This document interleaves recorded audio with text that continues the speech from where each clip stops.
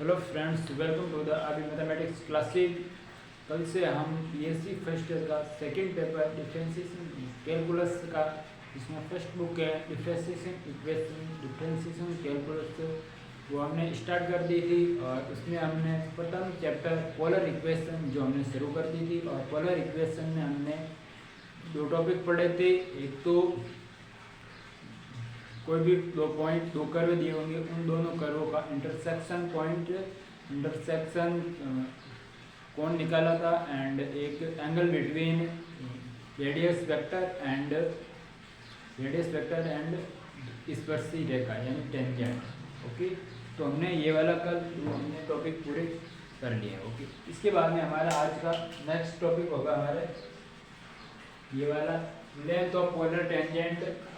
यानी कोई भी हमें कोई भी कर्व दिया होगा ना, उस कर्व की पोलर टेंजेंट निकालेंगे, पोलर सब टेंजेंट निकालेंगे, पोलर नॉर्मल निकालेंगे एंड पोलर सब नॉर्मल निकालेंगे। ओके, तो आज हम इसमें सेकेंड लेक्चर में हम length of polar tangent, length of सब टेंजेंट, लेंथ ऑफ नॉर्मल और लेंथ ऑफ सब नॉर्मल, ये चारों इसमें लेंथ फाइंड करेंगे।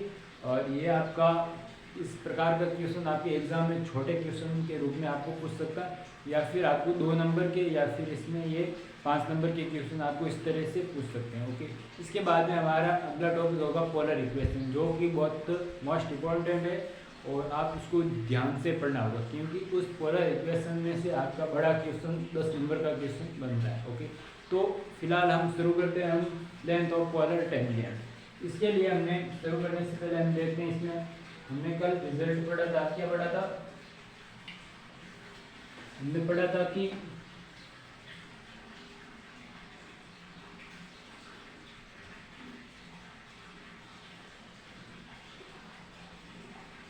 Angle between radius vector and tangent. हमने कल ये वाला कल हमने टॉपिक पढ़ा था। क्या पढ़ा? Angle between radius vector and tangent, यानी रेडियस वेक्टर एंड टेंजेंट के बीच में एंगल हमने फाइंड किया। तो हमारा क्या एंगल आया था? tan phi equal to dr by D theta. ये हमारे पास में कल रिजल्ट आया। ये R D theta by D R, ये हमारे पास हमारा कल रिजल्ट आया था। ओके, तो ये इसमें क्या है? एंगल बिटवीन, ये किसका फॉर्मूला है? ये फॉर्मूला रेडियस वेक्टर, यानी कोई भी कर्व होगा, मान लिया मैंने कर्व है, ये कर्व है, ये इस पर पॉइंट P है। ओके, ये पॉइंट क्या, इसके पोलर में, ये कर्व हमको पोलर में दिया होगा, मतलब पोलर में दिया होगा, तो उसके पॉइंट क्या होंगे? r थीटा में होंगे। तो इसके पॉइंट क्या है? r एंड थीटा में इसके पॉइंट है। ओके, अब मैं क्या करता हूँ, इसमें यहाँ पर ये क्या इनिशियल लाइन है, आरंभिक रेखा, ये पॉइंट इसका पोल है O, और ये इसको मैंने मान ली एकदम, इसको ये P है, ये O है पोल, और ये पॉइंट P है कर्व पर, जो कि हमको कर्व पोलर इक्वेशन में दिया हुआ है। ओके, अब हम तो इसमें क्या होता है? एंगल बिटवीन किसमें? रेडियस वेक्टर, इसको हम क्या कहते हैं? हम रेडियस वेक्टर, यानी इसको r से दर्शाते हैं, मैंने बताया था कल आपको। एंड इसको इनिशियल लाइन से, ओके, तो इसके बीच का कोण कितना? थीटा, इसका बीच का कोण थीटा। तो एंगल बिटवीन, इसके बीच में रेडियस वेक्टर, ये रेडियस वेक्टर एंड इसकी टेंजेंट क्या होगी इसकी? मान लिया ये इसकी क्या टेंजेंट, ये इसकी क्या टेंजेंट है। ओके, ये थीटा है, और ये वाला तो फाई हो जाएगा। इसमें कौन सा फाई हो जाएगा? ये वाला। एक मिनट, इसको अच्छी तरीके से बनाते हैं हम।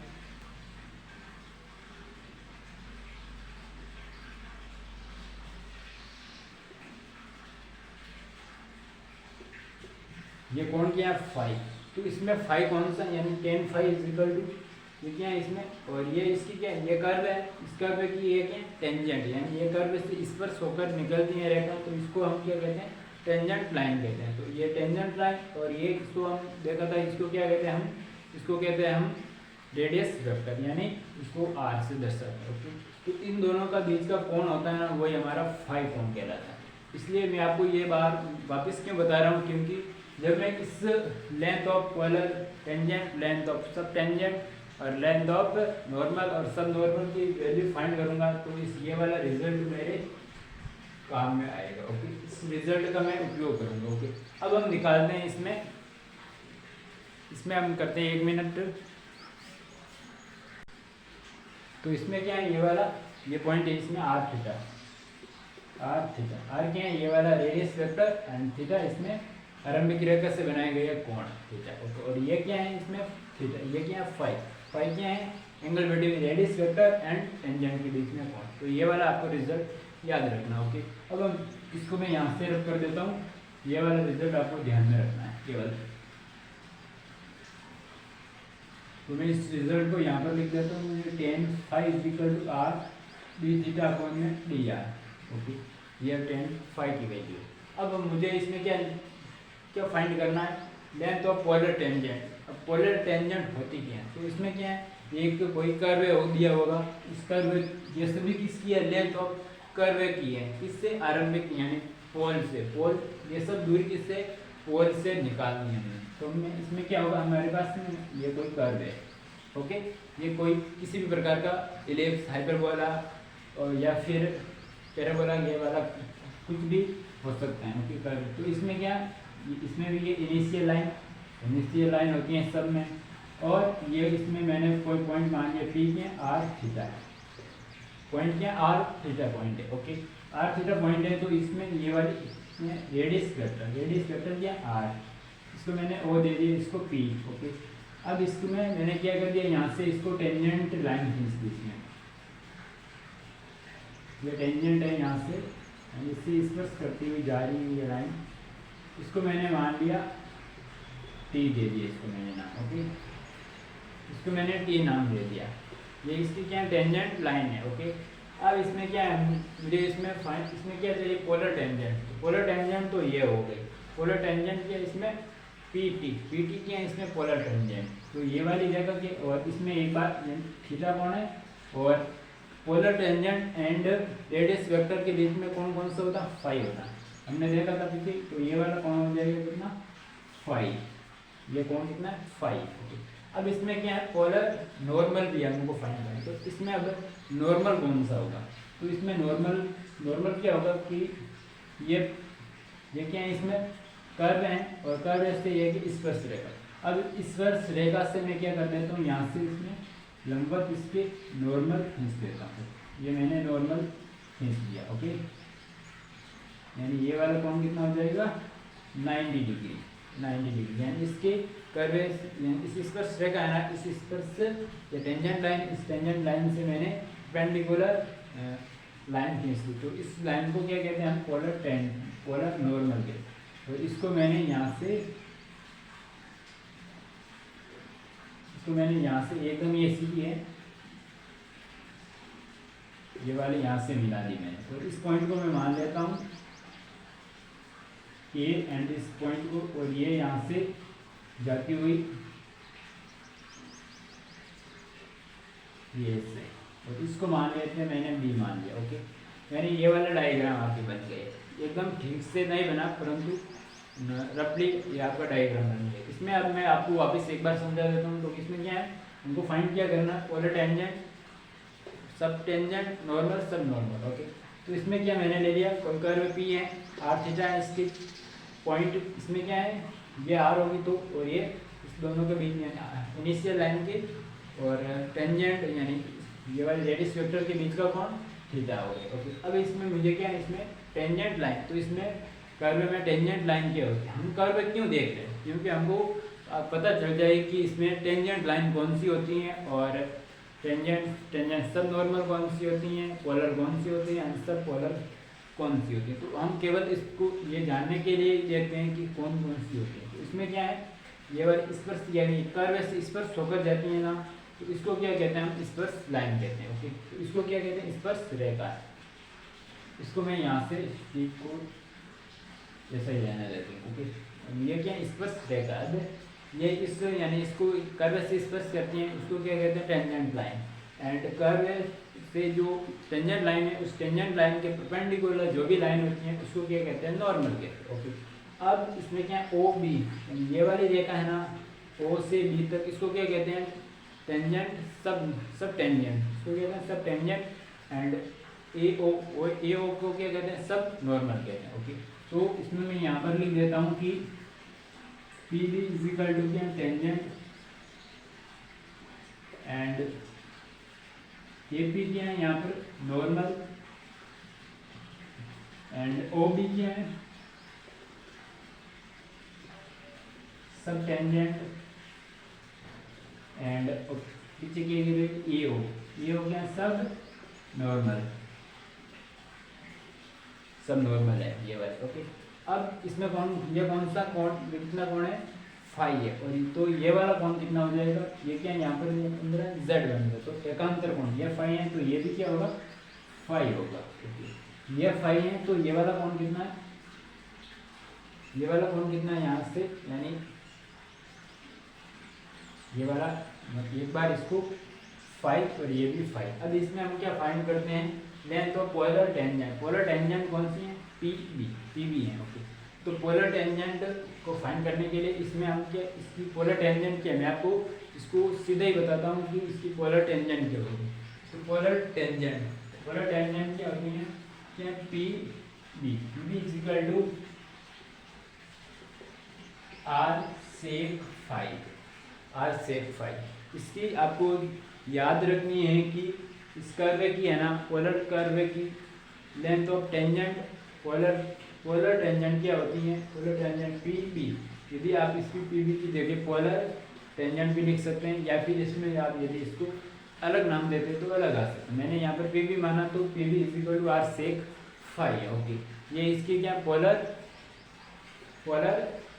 टेंजेंट है। ओके, अब एक बार मैं इसकी पोलर टेंजेंट पी बी सेक फाइव है। अब इसको सेक फाइव सीधे तो हो नहीं सकती, क्यों, क्योंकि इसमें मुझे आर थीटा में चाहिए। तो इससे ये इक्वेशन आ गई, यानी ये वाली हमारी लेंथ आ गई। इस लेंथ को यानी पी बी को मुझे किस में फाइंड करना है, आर और थीटा में चेंज करना है। तो इसको अब आर और थीटा में चेंज करें। फिलहाल हम इसको इसकी सब टेंजेंट भी लिखते हैं, और सब टेंजेंट क्या, इसमें ओ बी की इक्वल टू क्या होता है, R ten five is equal to क्या, आर टेन फाइव क्या कहलाते हैं, सब टेंजेंट कहलाते हैं। इसी प्रकार से सब नॉर्मल क्या होती हैं, सब नॉर्मल क्या है, यहाँ पर मैं पोलर नॉर्मल, ये नॉर्मल क्या है, एपी इज इक्वल टू क्या होती है, नॉर्मल क्या होती है, आर कोसेक फाइव कहलाते हैं। ओके, आपको केवल इतना ही ध्यान रखना है कि पीबी यानी टेंजेंट क्या होती है, आर सेक फाइव, एंड सब टेंजेंट क्या होती है, R ten five, and normal क्या होती है, आर कोसेक फाइव होती है। ओके, ये आपको ध्यान में रखना। यदि आपको ये वाला तीनों के तीनों ही आपको ध्यान में रखें, तो आप इसको आसानी से आर थीटा में चेंज कर सकते हो। कैसे, आप बोलोगे कैसे चेंज करेंगे इसको आर थीटा में, तो यहाँ पर देखिए आप आर थीटा में मुझे इसको चेंज करना है। आर थीटा में चेंज करने के लिए मेरे पास एक रिजल्ट है। क्या रिजल्ट है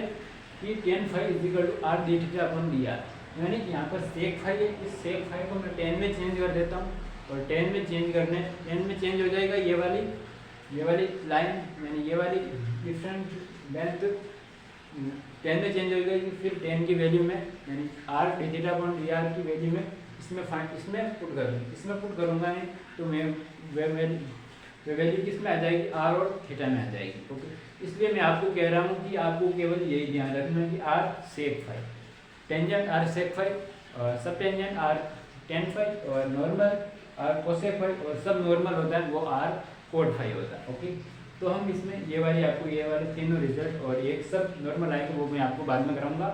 तो फिलहाल आप उसको देखिए, ये वाला आपको तीनों रिजल्ट आपको ध्यान में रखना।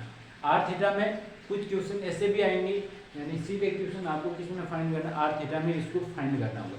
इसलिए आपको केवल आर थीटा में फॉर्मूला याद रखना चाहिए, परंतु आर थीटा वाला फॉर्मूला थोड़ा ज़्यादा कॉम्प्लिकेट नहीं होता है, थोड़ा सा कॉम्प्लिकेट होता है, बट आपको उसमें याद रखने की आवश्यकता नहीं है। क्यों, हम ये वाला हमको क्या, टेंजेंट आर सेक फाइव को हम क्या इसमें 10 में चेंज कर देंगे, और 10 की वैल्यू हम जानते हैं, are D theta upon D are की वैल्यू पुट करते ही हमारा आर थीटा में आ जाएगा। अब हम इसको आर थीटा में चेंज करते हैं, तो क्या होगा, P V is equal to R की जगह आर सेक फाइव। अब सेक फाइव को मुझे किसमें चेंज करना है, टेन फाइव। तो टेन फाइव में सेक को टेन में चेंज करने के लिए एक बार मेरे पास फॉर्मूला आता है, क्या होता है, वन प्लस में ten square theta is equal to क्या होता है, सेक स्क्वायर थीटा। ये वाला इक्वेशन होती है वन प्लस में ten square theta is equal to sec square theta. यहाँ पर क्या है, सेक फाइव है, तो सेक थीटा की जगह मैं फाइव ले सकता हूँ, यानी सेक थीटा की जगह सेक स्क्वायर थीटा। एक मिनट, यहाँ पर मुझे क्या चाहिए, इसमें सेक थीटा चाहिए, स्क्वायर नहीं, तो इस स्क्वायर यानी इन दोनों के ऊपर मैं क्या करता हूँ, स्क्वायर लगा देता हूँ, यानी sec theta is equal to root of one plus में टेन स्क्वायर थीटा। यानी सेक थीटा की जगह मैं क्या लिख सकता हूँ, रूट ऑफ वन प्लस में टेन स्क्वायर थीटा। यहाँ पर फाइव है तो थीटा की जगह फाइव लिख दूँ, ओके। तो यहाँ पर सेक थीटा की जगह क्या लिख सकता हूँ, रूट ऑफ वन प्लस में ten square theta, ten square five है, यहाँ पर फाइव है तो यहाँ पर फाइव। अब इसमें मुझे ये वाला लेंथ यानी टेंजेंट की 10 में आ गई चेन। 10 की वैल्यू हमको बताएं क्या होती है, 10 की वैल्यू, टेन फाइव की value are D theta upon D R. तो इसको 10 की वैल्यू यहाँ से हम पुट कर देंगे, तो P V is equal to R root of one plus में टेन की जगह आर डी थीटा अपन में डी आर। ये आ गया हमारे पास रिजल्ट। अब इसको यदि और आगे सोल्व करूँ तो क्या हो जाएगा, इसमें P V is equal to, इस आर को मैं अंदर भेज करता हूँ तो क्या हो जाएगा, root of are square plus में आर क्यूब, एक या ऐसे ही इसको रहने दीजिए, इसको अंदर नहीं रखते। यानी अब हमारे पास में पोलर टेंजेंट आर थीटा में क्या आ गई, R root of one plus में आर डी थीटा वन में डी आर। ये हमारी क्या आ गई, पोलर टेंजेंट आ गई। इसलिए आप अभी ये वाला आप इसको आपको याद कौन सा रखना है, ये वाला याद रखना है। ये वाला आपका यूज बहुत कम होगा, आपको ज़्यादा से ज़्यादा यूज कौन सा होगा, ये वाला यूज होगा। क्यों, क्योंकि इसमें आपको क्या देगा, इक्वेशन देगी होगी आर थीटा में इक्वेशन दी हुई है। तो आप इक्वेशन को क्या करोगे, थीटा की, तो आप इस इक्वेशन को आर के सापेक्ष अवकलन करोगे और आर से मल्टीप्लिकेशन कर लोगे, ओके। तो आपको ये वाला रिजल्ट याद रखना। पर आपको ये वाला रिजल्ट आपको यदि काफ़ी याद नहीं रह सकता तो आप इसको R P V equal to R sec five, यानी टेंजेंट क्या होती है, आर सेक फाइव होती है, और सेक को चेंज करके 10 में चेंज कर दी तो आपका ये वाला आंसर आ गया। तो आपकी टेंजेंट क्या होगी, वाला टेंजेंट ये वाली आ गई। अब इसी तरह से हम इस सब टेंजेंट को भी क्या करते हैं, हम आर थीटा में फाइंड करते हैं, ओके। तो सब टेंजेंट में टेन फाइव। अब इसमें सीधे ही हमको टेन फाइव दे दिया, हमको पता है टेन फाइव की value are D theta upon D are. सीधे इसमें वैल्यू पुट करने पर हमारा लेंथ ऑफ सब टेंजेंट आ जाएगी। आर की जगह आर एंड टेन फाइव की जगह आर डी थीटा अपॉन में डी आर, यानी R square D theta upon में डी आर। ये हमारी क्या आ गई, सब टेंजेंट आ गई। सब tangent R square D theta upon में डी थीटा अपॉन में डी आर, ओके। अब इसको आप जैसे आप इसको याद रखो आपको तो कंफ्यूज हो जाएगा कि आर यहाँ पर root of one plus R square. इसलिए मैं आपको बार बार कह रहा हूँ कि आपको केवल यही ध्यान में रखना है, P V is R sec five और बी इज इक्वल टू यानी tangent R sec five subtangent ten five, okay. तो आप उसको वापस इसकी वैल्यू पुट करके आप इसका लेंथ ऑफ फाइंड कर सकते हो। इसी प्रकार से हम पोलर नॉर्मल ऑफ फाइंड करते हैं। पोलर नॉर्मल में क्या होता है, कोसेक फाइव। अब कोसेक फाइव को क्या करते हैं हम, टेन फाइव में चेंज करते हैं। तो टेन फाइव में किस प्रकार से चेंज करेंगे इसको, तो इसी को भी हम क्या होता है वन प्लस में cot square theta is equal to क्या होता है, कोसेक स्क्वायर थीटा होता है। यानी वन प्लस में cot square theta is equal to cosec square theta. यहाँ पर क्या हमारे पास में कोसेक है, तो इसको cosec theta is equal to root of one plus में cot square theta, cot square theta हमको किस में चाहिए, 10 में चाहिए। तो इससे कोट को हम क्या कर लेंगे, 10 में चेंज कर देंगे। तो is equal to root of one plus में 10 को कोट में चेंज करने पर इसका उल्टा कर देंगे, यानी वन प्लस में 10 स्क्वायर थीटा। यानी कोसेक थीटा को मैं क्या लिख सकता हूँ, रूट ऑफ वन प्लस में 1 अपॉन में 10 स्क्वायर थीटा लिख सकता हूँ, ओके। यानी कोसेक फाइव की जगह ये लिख सकता हूँ। इसमें क्या आ जाएगा, A P is equal to R की जगह आर एंड कोसेक फाइव की जगह ये वाला 1 प्लस में 1 अपॉन में टेन स्क्वायर फाइव आ गया। अब टेन फाइव की वैल्यू ये है, तो इसका स्क्वायर कर देते हैं, तो क्या आ जाएगा यहाँ पर, यहाँ से मैं इसको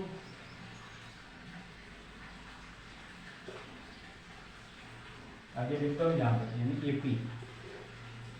ए पी इज इक्वल टू क्या है आर रूट ऑफ 1 प्लस में यानी 1 अपॉन में टेन स्क्वायर फाइव, इसका क्या उल्टा लिखना है, तो ये क्या are D theta upon D are, तो इसका उल्टा क्या हो जाएगा 1 अपॉन में आर का 1 अपॉन में आर और D theta upon D are का डी आर अपॉन में डी थीटा डी टी, ये क्या है इज इक्वल टू 1 अपॉन में ten five, 1 upon ten five है तो इसका टेन स्क्वायर फाइव है, तो इसका स्क्वायर कर लेते हैं, तो इसका स्क्वायर क्या हो जाएगा 1 upon R square D are upon में डी थीटा का होल स्क्वायर, ये वाला हो जाएगा। ओके, यानी हमारी ए पी ये क्या आ गई हमारे पास में ए पी आ गई।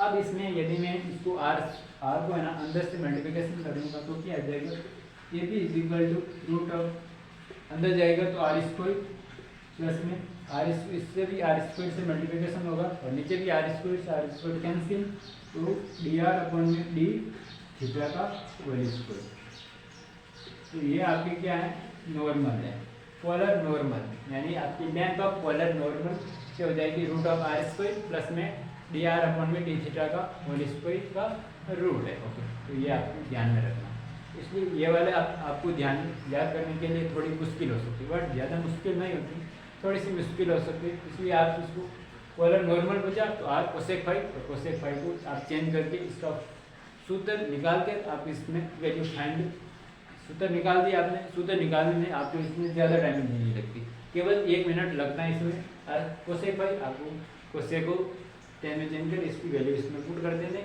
एंड ये वाला हमारे पास फॉर्मूला जाएगा और इस फॉर्मूले से हम इसकी पोलर नॉर्मल फाइंड कर सकते हैं। इसके बाद में हमारी फोर्थ आती है लेंथ कौन सी, polar sub normal.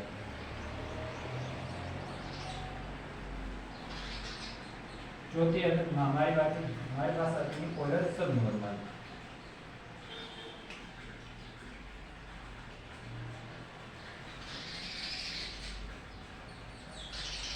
Polar sub normal आता है, तो पोलर सब नॉर्मल में क्या होता है, पोलर सब नॉर्मल होती है, पोलर सब नॉर्मल इसमें क्या है, polar sub normal A O is equal to क्या पोलर सब नॉर्मल है, तो पोलर सब नॉर्मल में क्या होता है ए ओ, इसका सूत्र यानी पोलर सब नॉर्मल की लेंथ क्या होती है R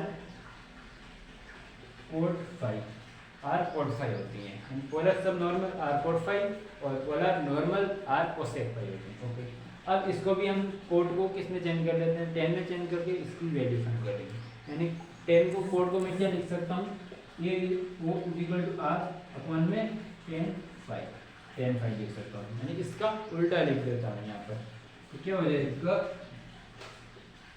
A O is equal to R की जगह आर एंड 1 अपॉन में 10 फाइव की जगह 1 अपॉन में आर डी आर अपॉन में डी थीटा, आर से आर कैंसिल हो जाएगा, आर से आर कैंसिल, तो क्या हो जाएगा हमारे पास answer A O is equal to D are upon में डी थीटा, ये हमारी क्या है पोलर सब नॉर्मल है। ओके, अब हमने चारों इसमें मतलब चारों इसमें लेंथ फाइंड कर ली, इस कर्व में क्या पोलर टेंजेंट और ये वाले जो हमने मतलब इसका बीच का कोण फाइंड किया था कल हमने, ये पोलर क्या है, ये पोलर टेंजेंट, ये क्या है पोलर सब टेंजेंट, ये पोलर नॉर्मल और ये पोलर सब नॉर्मल है। ओके, तो हमने चारों वैल्यू में फाइंड कर ली, तो लेंथ ऑफ पोलर टेंजेंट क्या है are sec phi, length of normal क्या होती है आर पोलर नॉर्मल क्या आर कोसेक फाइव एंड सब टेंजेंट आर टेन फाइव और polar sub normal r cot phi होती है। ये वाला आपको तीनों याद में, ये वाला आपको याद रखना है एंड ये वाला, फिर आपको ये पोलर सब नॉर्मल और polar sub normal, polar normal और पोलर सब नॉर्मल। तो आपका ये वाला मैंने आपको बता दिया कि कोई भी वैल्यू ये वाला इस क्वेश्चन में इस प्रकार से क्वेश्चन आपकी 100% इस प्रकार का क्वेश्चन आएगा, आप किसी भी लेंथ पूछ सकता है, पोलर टेंजेंट बताओ या फिर पोलर सब टेंजेंट, पोलर नॉर्मल या पोलर सब नॉर्मल में से कोई भी आपका क्वेश्चन बन सकता है। ओके, इसलिए आशा करता हूँ कि आपको मतलब इसलिए आपको ये वाले चारों की चारों वैल्यू यानी इन सभी को लेंथ आपको याद रखनी है। ओके, तो आशा करता हूँ कि ये आपको अच्छी तरीके से समझ में आया है, यानी चारों की चारों लेंथ हो। तो अब हम इसके बाद में नेक्स्ट हमारा टॉपिक आएगा कि ध्रुव से अभिलंब पर डाले गए लंब की लंबाई हमको फाइंड करनी होगी। तो एक बार आप इसका स्क्रीनशॉट ले लीजिए, इसके बाद में नेक्स्ट हमारा टॉपिक शुरू होता है। अब मैं आपको एक बार बता देना चाहता हूँ कि इसको यदि आप कोई भी इसमें से हिंदी मीडियम से है तो मैं आपको बता देता हूँ कि इसमें क्या कहते हैं हिंदी में इसको, यानी length of polar tangent. Polar tangent को क्या कहते हैं? स्पर्श रेखा। स्पर्श ध्रुवीय स्पर्श, ठीक है, तो ध्रुवीय स्पर्शी, ध्रुवीय स्पर्श, इसको क्या कहते हैं? पोलर नॉर्मल पोलर टेंजेंट को ध्रुवीय स्पर्शी, पोलर सब टेंजेंट को ध्रुवीय अधर स्पर्शी, ध्रुवीय अधर स्पर्शी। ओके, एंड पोलर नॉर्मल को ध्रुवीय अभिलंब।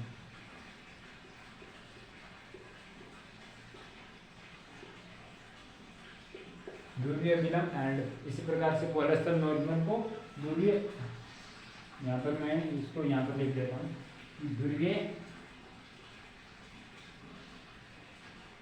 अधर अभिलंब।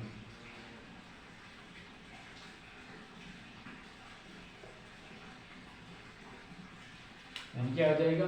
ध्रुवीय स्पर्शी, ध्रुवीय अधर स्पर्शी, ध्रुवीय अभिलंब एंड ध्रुवीय अधोलंब। इसको अधर अभिलंब भी कह सकते हैं या फिर अधोलंब, इसको हम ध्रुवीय अधोलंब, ध्रुवीय अधोलंब। ओके, यानी इसको मैंने आपको बता दिया कि इसको हिंदी में भी क्या कहते हैं। ओके, तो आई होप कि आपको ये वाला चारों की चारों लेंथ आपको समझ में आई है। अब हम इसके बाद में हमारा नेक्स्ट टॉपिक स्टार्ट करने देते हैं। तो नेक्स्ट टॉपिक है हमारा, इसमें ध्रुव से स्पर्शी पर डाले गए लंब की लंबाई। तो ये वाला नेक्स्ट टॉपिक है जो हम अगले वीडियो लेक्चर में हम देखेंगे। मैं आपको इस टॉपिक को एक बार यहाँ पर लिख देता हूँ, और इस टॉपिक यदि आपके पास बुक्स हैं तो आप इस टॉपिक्स को एक बार पढ़ के जरूर आइए, जिससे आपको अच्छी तरीके से समझ में आया जाएगा। ओके, तो हमारा नेक्स्ट टॉपिक है हमारे पास में लेंथ ऑफ, यानी ध्रुव से स्पर्शी पर डाले गए लंब की लंबाई है, वो हम इसको अगले वीडियो लेक्चर में हम देखेंगे। तो आई होप कि आपको ये वाला वीडियो अच्छी तरीके से समझ में आए हैं। तो यदि आपको ये वीडियो अच्छा लगा तो प्लीज़ इस वीडियो को लाइक एंड चैनल को सब्सक्राइब कीजिए। तो आज के लिए इतना ही, थैंक यू, बाय।